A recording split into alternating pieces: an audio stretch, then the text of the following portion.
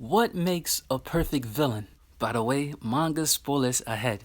And I think the answer to that question is quite simple. A villain who has strong conviction and a good reason for what he does makes a perfect villain. To his backstory, his ideology, and his true goals, that's what sets apart great villains from bad villains. And when it comes to all those attributes that make a great villain, this is why most people in the My Hero Academia fan base love Stain. He had true conviction and a reason for what he does. This is why Stain refused to join Shigaraki's League of Villains, because Shigaraki at that time, as a villain, his conviction was weak. Stain was ready to kill Shigaraki until he realized they had a common goal, and that was destroying the status quo. But still, at that time, Shigaraki was still a mystery. We still didn't know much about his character. And what we've seen in the first 3 seasons of My Hero Academia, Shigaraki was still trying to find himself, causing all this havoc in the hero society just to be noticed. Even sending out the Nomus the exact same night in the same city when Stain was out hero hunting, trying to take the spotlight from Stain, but he failed miserably,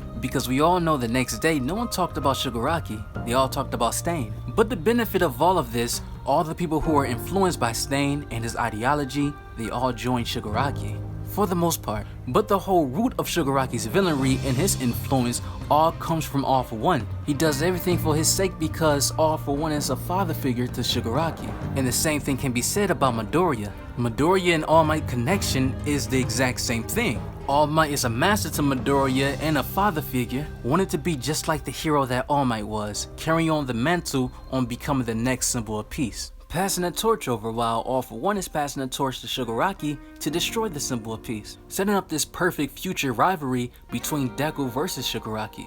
But the more you dive into the manga, you realize that these two characters are two of the same. In the manga, we seen that Deku was trying to become an intern for All Might's former right-hand man, his sidekick Sir Night-Eye. And in this process, Sir Night-Eye felt that Deku was not worthy enough on becoming the next successor for One For All. A man who was closer to All Might more than anyone felt this way about Deku. And this whole process even occurred with Shigaraki's character. Recently in the manga, we see that Shigaraki had to fight All For One's former right-hand man, Gigantomachia. And if Shigaraki can make him submit, in the eyes of Gigantomachia, Shigaraki will be the right successor.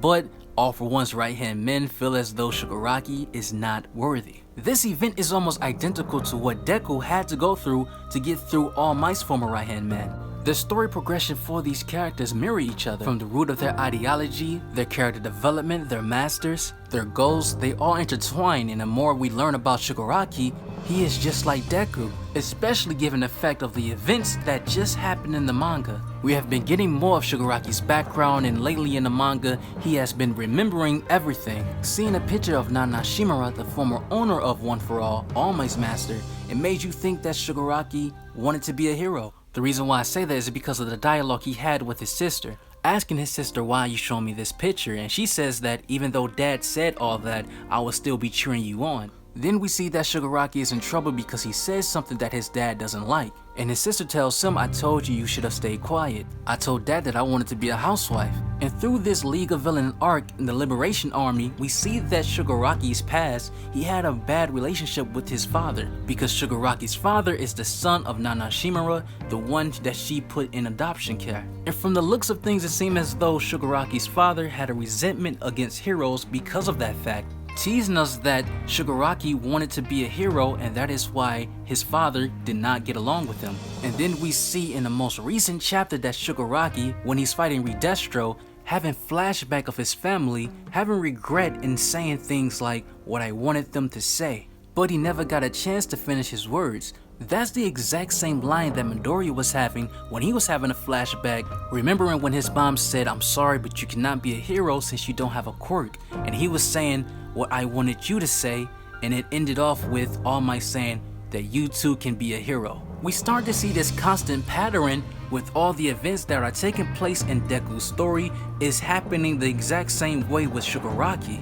The symbolism of All Might versus All For One was the ending of an era and passing the torch to their successors. Both Shigaraki and Deku felt as though it was their responsibility to take on the mantle after this fight. Deku and Shigaraki may not know it until the near future when they actually fight that they are two sides of the same coin. And we are seeing this picture right before our eyes that Shigaraki is becoming the perfect villain for Deku. Shigaraki may be becoming the most understood character in My Hero Academia, and the more this story progresses, the more we will see that Shigaraki and Deku are one and the same. So with that being said, thank you all for watching. Comment below and tell me what you think about this. Do you believe that Shigaraki and Deku are two sides of the same coin?